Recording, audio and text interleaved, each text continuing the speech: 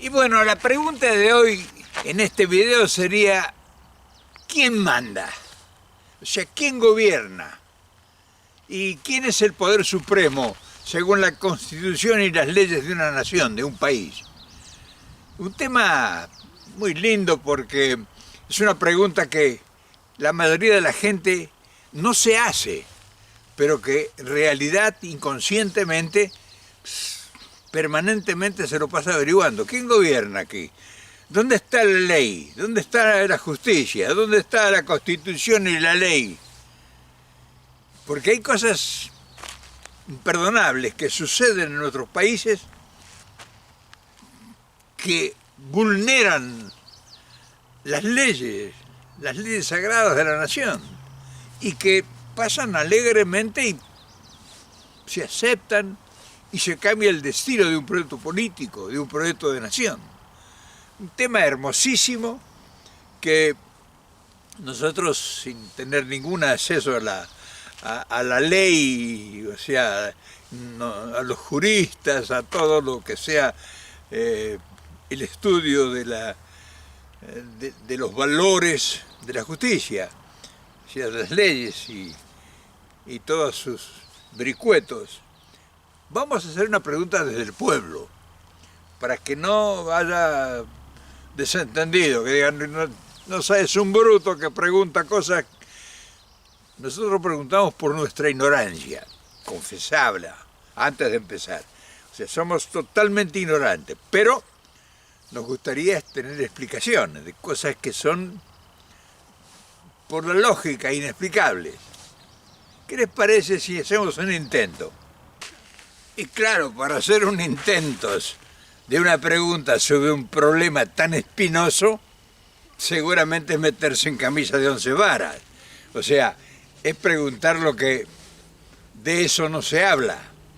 Pero se hace necesario, o sea, cada vez más los pueblos van teniendo acceso a conocimiento de la información. O sea, cada vez la gente está más capacitada y cada vez tiene más preguntas para que le expliquen cosas que les cuesta mucho después a los pueblos pagarlas, que se toman como errores o que se toman como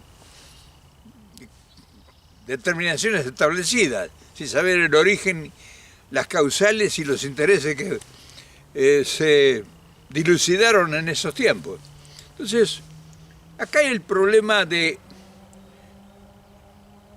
independencia, o sea, de soberanía. Es importante compararlo con la seguridad nacional. O sea, estamos hablando de soberanía y no estamos hablando de seguridad nacional. ¿Qué clase de soberanía puede existir en un país que no defiende la seguridad nacional como fundamento? O sea, no sé lo que dirá la ley sobre eso. Si privará la idea liberal de que pues, se puede hacer cualquier cosa y manejar, monitorear la Constitución y las leyes acorde a los intereses de sectores privados o de corporaciones. Una pregunta, ¿no? Y son respuestas que se le adeudan a las grandes mayorías. O sea, las grandes mayorías silenciosamente se hacen cargo de todos los estrafalarios robos y hechos de corrupción que cometen unos individuos, una minoría de los sectores preponderantes de la sociedad, que tienen en sus manos las manijas de la conducción del Estado y que hacen barbaridades de toda índole en el orden económico, en el orden social, en el orden político, en el nombre de la seguridad nacional, poniendo en riesgo una cantidad de valores o deteniendo el progreso o una proyección a futuro. Entonces, son respuestas que se adeudan, ¿no? O sea, que nadie quiere salir a decir, bueno, esto es, o sea, explicarlo. Y es muy sencillo averiguarlo. No saben explicarlo porque son cosas que no tienen explicación. Esa es la madre del borrego. Y claro, al no tener explicación, cualquier pelagato puede salir con un papelito, cualquier abogado, un pelagato cualquiera, en nombre de los afectados, ¿qué tal? Puede salir con un papelito que es una cautelar y detener un proyecto aprobado por el Congreso, que beneficiaría a la nación entera. Entonces, una cautelar, una traba, un palo en la rueda a una ley que beneficia a un país o a una sociedad, a una gran mayoría, ¿cuál es su defensa? ¿Cuál sería la defensa? Que si hay una proyección para hacer una obra, una carretera importante, una conexión en un país, una ley que condicione la reglamentación de la propaganda, de la comunicación, sobre todo tan importante en estos tiempos, los medios de comunicación masiva en manos de minorías, de corporaciones que defienden determinados intereses, son impolutamente intocables. Y cualquier cosa que medio sea afectado sus intereses, pues tienen ahí un servil a mano para que interponga una cautelar y detenga todo un proceso. Y ahí terminó todo. Y si magullamos nosotros y nos lamentamos y nos quejamos y nuestros políticos no tocan el tema, no, o sea, los distraídos, actitudes que se prestan para que uno le dé mil interpretaciones, pero la conclusión es que un proyecto que valía la pena que el país realizara o que llevara adelante un propósito, pues lo frenaron de golpe.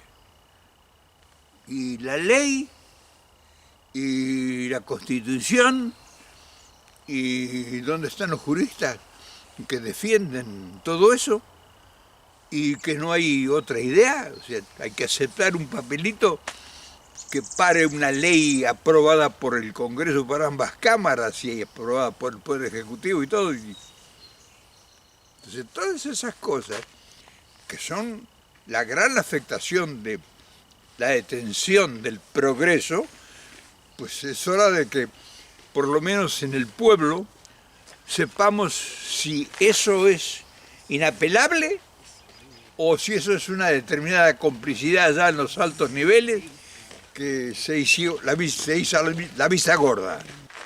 Impiadosamente los argentinos hemos soportado el rigor de estas operativas, de estas operaciones de las minorías, de los sectores privilegiados del poder, de los que siempre tuvieron la sartén por el mango y tuvieron las últimas decisiones en todas controversias.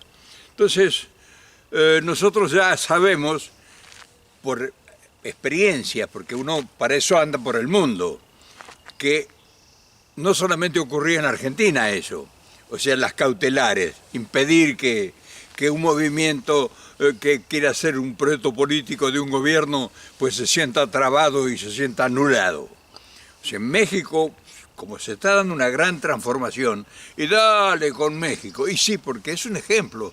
O sea, cuando hay un ejemplo, que seguramente lo desconoces, seguramente, pues los que estamos atentos, averiguando todo para ver si así es o puede ser distinto, pues en México esta transformación que está llevando adelante López Obrador, pues se encontró con una cantidad de impedimentos. O sea, López Obrador enfrentó una corrupción generalizada por más de 40 años. Entonces, ahí tenemos nosotros un espejo, tenemos nosotros una vidriera para inspirarnos. Y claro, cuando empezó la transformación, pues le llovieron cautelares de todo orden, cuando quiso avanzar sobre nuevos proyectos, una nueva concesión, o sea, lo que se denomina la cuarta transformación. Saltaron como hongos la oposición, o sea, esas minorías privilegiadas, esos saqueadores del Estado legalmente constituidos, con una corrupción generalizada que era aceptada como parte de la cultura de México, según decían ellos. Entonces, todas esas cosas nosotros hemos observado que López Obrador ha realizado 200, 300 proyectos, de los cuales tiene 8 o 10 proyectos de infraestructura que están cambiando el destino de un país, de México.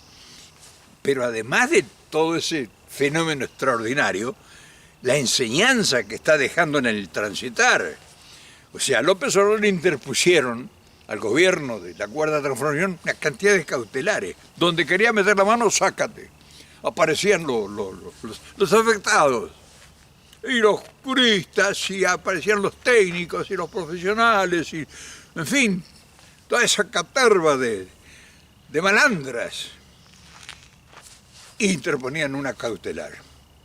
Entonces, ahí es cuando yo generalmente suelo hablar de los equipos que tiene que tener un gobierno. Y el López Obrador tiene un equipo extraordinario en la parte jurídica. No han podido detener una sola de sus iniciativas por una cautelar. Y fueron cantidades, ¿eh? Nosotros como pueblos, sin tener un conocimiento profundo de la justicia, de la ley, de todas las cosas, el derecho constitucional y todas esas cosas, sabemos que son más o menos parecidos todos las cartas constitucionales en todos los países. Y sobre todo en América, que casi son todas copiadas de la Constitución de los Estados Unidos. O sea, son parecidas, bastante parecidas, una copia.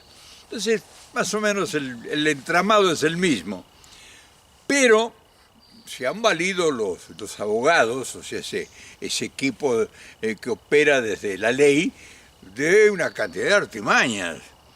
Y se han puesto, en vez de ponerse al servicio de los pueblos, para que el progreso siga avanzando y se salga de la marginación en todo orden, no solamente social, sino cultural, económico, en fin, una marginalidad absoluta, en vez de dedicarse ellos a apoyar esa gran mayoría para que realmente avance el progreso y se transformen los países, pues se han puesto al servicio de las minorías rapaces.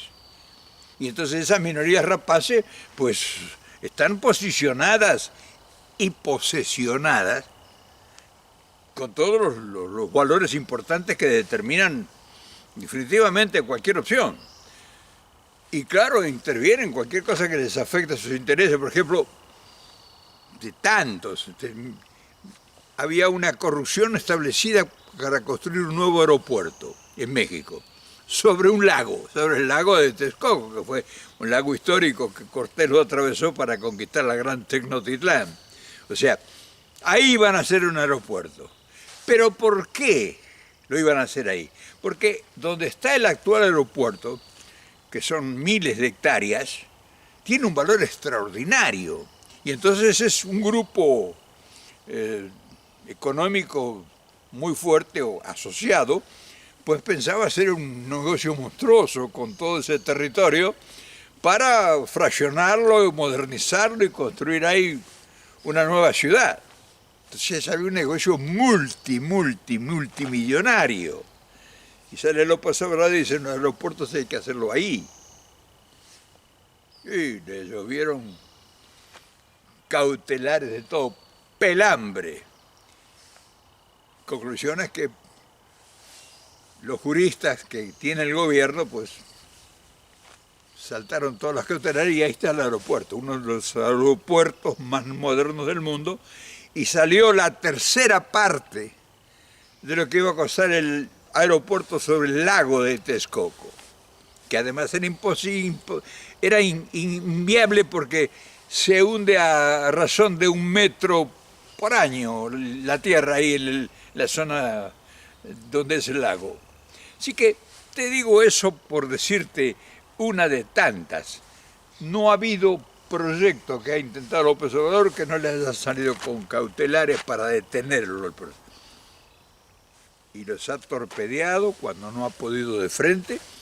O sea, tiene a su servicio, o sea, al servicio del pueblo, un equipo de excelencia, de juristas, que realmente han demostrado que son indetenibles, o sea, que es indetenible el progreso. o sea, la cuarta transformación de México. Entonces yo quería comentarte esto. Yo quería comentarte porque en Argentina, hablo de Argentina y es seguro que en muchos países ha pasado lo mismo, se ha hecho un operativo en México de tal magnitud que es parecido al que se desarrolló en todo el continente. O sea, el rescate de los grandes despojos de la banca, del poder corporativo, del poder empresarial, que eran los dueños de los países y que dominaban absoluto todo, y que cuando hicieron una quiebra fraudulenta de todo, acudieron que el Estado saliera en su defensa. Y el Estado, como salió en Argentina, con Cavallo, salió en defensa a recuperar toda ese desastre financiero. Y claro, recuperar ese desastre financiero es que la deuda privada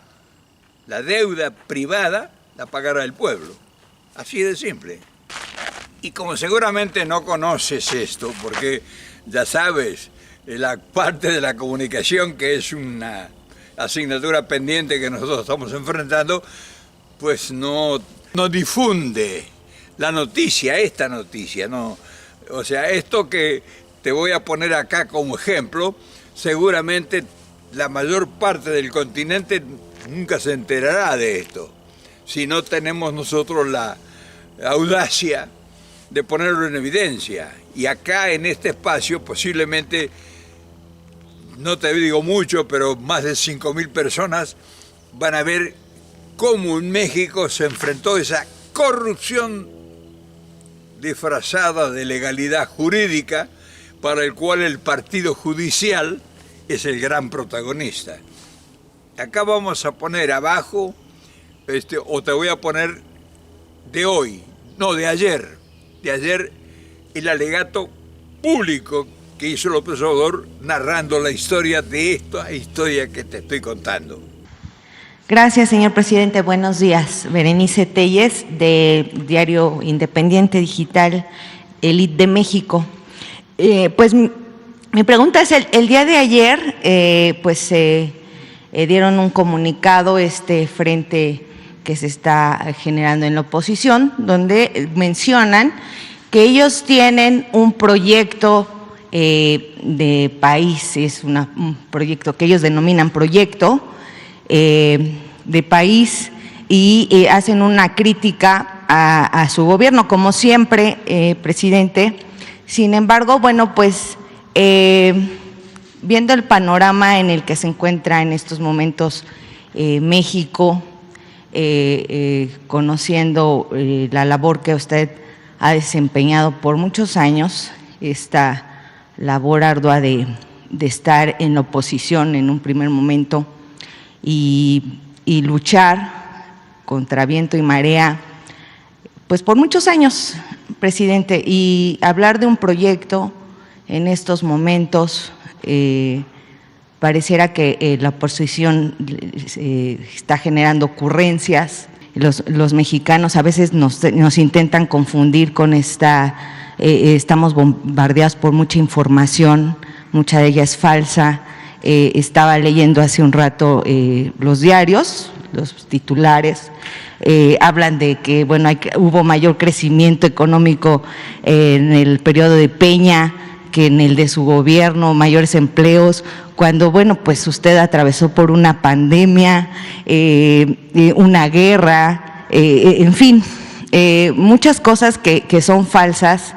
Y ahora, bueno, la oposición viene con este tema de un proyecto de nación. Quisiera preguntarle, el proyecto que usted encabeza, nos queda claro a millones de mexicanos que no es una ocurrencia. Podría decir que, parafraseando al presidente Juárez, podría repetir que el triunfo de la reacción es moralmente imposible. El triunfo de los conservadores es moralmente imposible. Hablando de sus proyectos o del proyecto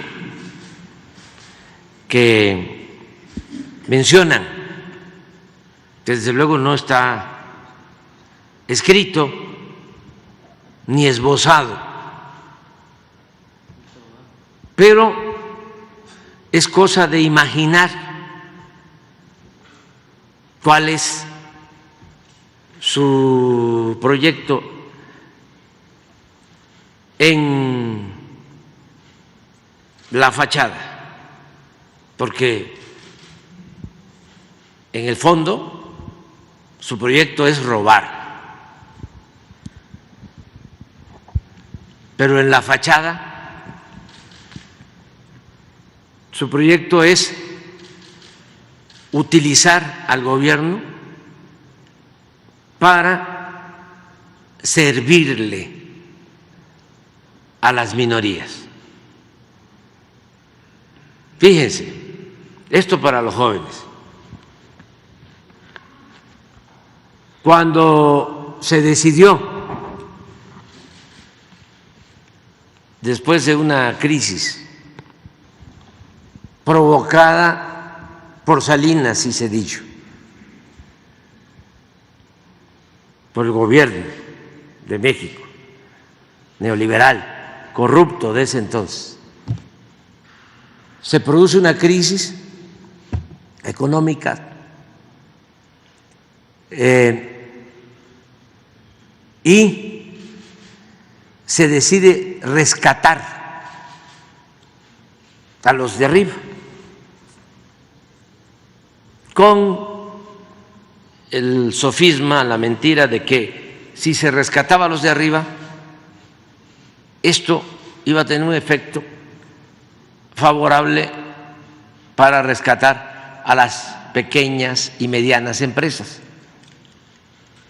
Las pequeñas empresas siempre las han utilizado como bandera, las pymes, siempre hablan de eso. Pero en nombre de las pymes, ellos son los que se aprovechan, los de mero arriba, los de la cúpula. Entonces deciden rescatar a los de arriba, banqueros, grandes empresarios, y firman pagarés para convertir las deudas de estas empresas y de estos bancos en deuda pública, en deuda de todos los mexicanos. Eso es lo que se conoce como FOA-PROA. Esto pasó en el gobierno de Zedillo. Bueno, esa deuda está estimada en 3 billones de pesos. Cuando Zedillo informó la primera vez de este rescate, habló que nos iba a costar 125,000 millones de pesos y terminó costándonos 3 billones, muchas veces más, al grado de que ya se han pagado cerca de 2 billones y todavía hay 1 billón pendiente. Año con año hay que destinar del presupuesto de 40 a 50,000 millones de pesos solo para pagar los intereses de esa enorme deuda que se va a terminar de pagar 30, 40, 50 años más adelante. Bueno, ¿quién creen ustedes que cuando se aprobó en el Congreso esta operación. Esto para los jóvenes. Cuando se aprueba esta operación,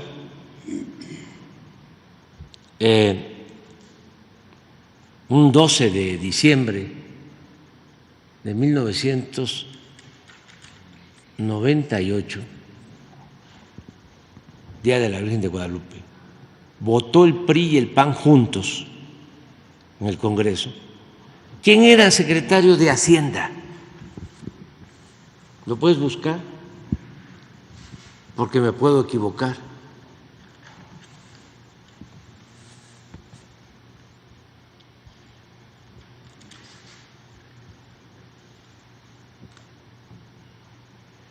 El secretario de Gobernación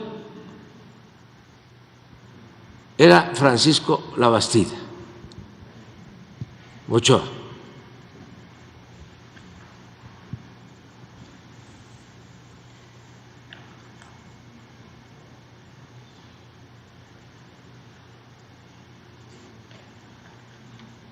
Seguridad estaba en 98 al principio, pero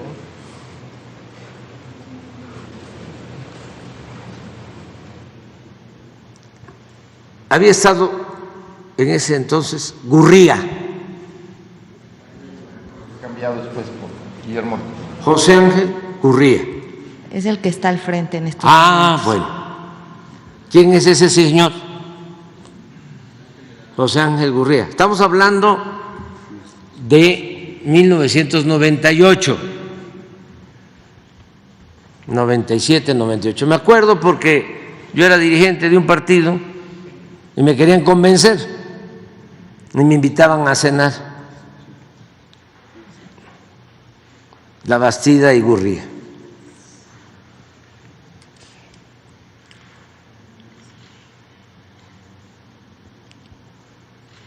Bueno, ¿quién es ahora? ¿Cuánto tiempo ha pasado del 98 a la fecha? 25 años. 35 años, por eso le hablo a los jóvenes. 25, porque los que tienen 25 años pues estaban naciendo, tiernitos. ¿Quién es ahora el responsable del proyecto del bloque conservador? De ese proyecto al que tú hablas.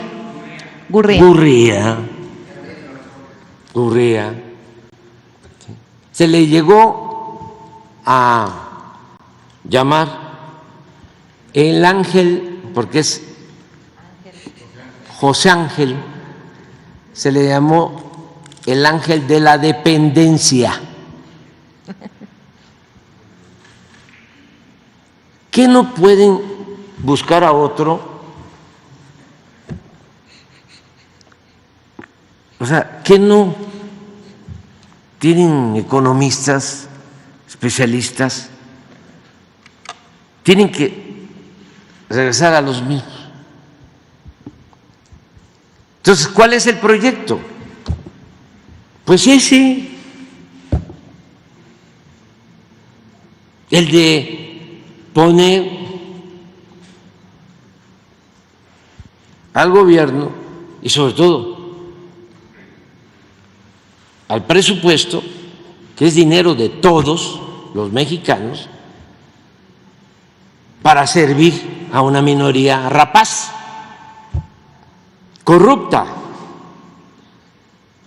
Por eso hablamos del modelo neoliberal, pero la verdad que se trata no de un modelo económico, sino de una política de pillaje, de saqueo, de robo. Aquí me puedo pasar toda la mañana hablándoles de cómo llevaron a cabo el saqueo del país. Estos que quieren ahora regresar, yo también quiero que regresen, pero lo que se robaron Entonces, ¿qué estoy visualizando? Que van a fracasar. Fíjate que hace tiempo yo tenía ganas de hablar de este tema, pero no lo había encontrado la cuadratura, porque tenía que reforzar lo que yo decía con la presencia de una voz autorizada, que está haciendo una transformación. O sea, no te hablo de uno que viene, te hará un proyecto. En México hay una transformación extraordinaria, que cualquier político del continente debiera voltear los ojos para ver qué pasa y averiguarlo, porque puede encontrar mucha inspiración y además pueden encontrar mucha enseñanza de cómo se hacen las cosas cuando hay impedimentos para hacer las cosas. Entonces, yo quería conversar con ustedes y mostrarle esto. Espero que sea por ahora suficiente para que la nueva meta que nosotros estamos dispuestos a transitar tenga fundamento, y los que nos vean o nos siguen viendo, pues sepan que acá se trabaja no por el pasado ni por la crítica, sino por el ejemplo. Así que, como yo sé que ustedes individualmente son parte de esto, pues quería compartirlo. Les mando un enorme abrazo y ya saben, mañana pues seguimos, porque estamos trabajando, todos, ustedes también, aunque no les parezca. Mañana nos vemos.